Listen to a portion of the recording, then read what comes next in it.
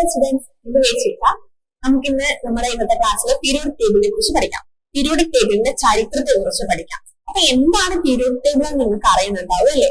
നമുക്കറിയാം, നമ്മുടെ പ്രപഞ്ചത്തിലുള്ള എല്ലാ പദാർത്ഥങ്ങളും മൂലകങ്ങൾ കൊണ്ട് നിർമ്മിച്ചിരിക്കുന്നതാണ്. ആ മൂലകങ്ങളെല്ലാം തന്നെ ഓരോന്ന് ഓരോ രീതിയിൽ ക്രമീകരിച്ച് വെച്ചിട്ടുണ്ട്. നമ്മുടെ ശാസ്ത്രജ്ഞയിൽ നോക്കി നമുക്ക് മനസ്സിലാക്കാൻ പറ്റും ഈ മൂലകങ്ങളെല്ലാം ഒരു പട്ടികയുടെ രൂപത്തിൽ ക്രമീകരിച്ച് വെച്ചിട്ടുണ്ട്. ആ പട്ടികയിൽ പറയുന്ന പേരാണ് പീരിയോഡിക് ടേബിൾ. അത് നിങ്ങൾക്ക് അറിയാവുന്ന കാര്യമാണ്. മോസ്ലി എന്ന് പറയുന്ന ശാസ്ത്രജ്ഞനാണ് ഇങ്ങനെ പീരിയോഡിക് ടേബിൾ കൊണ്ടുവന്നത്. മോഡേൺ പീരിയോഡിക് ടേബിൾ എന്നാണ് മോസ്ലിന്റെ പീരിയോഡിക് ടേബിളിനെ പറയുന്നത്.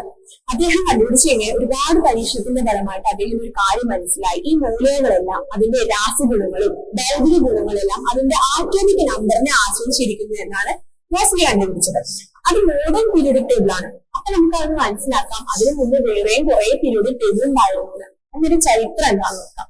ലാവോസി എന്ന് പറയുന്ന ശാസ്ത്രജ്ഞനാണ് ആദ്യമായിട്ട് ഈ മൂലകങ്ങളെല്ലാം തരം തിരിച്ചത്.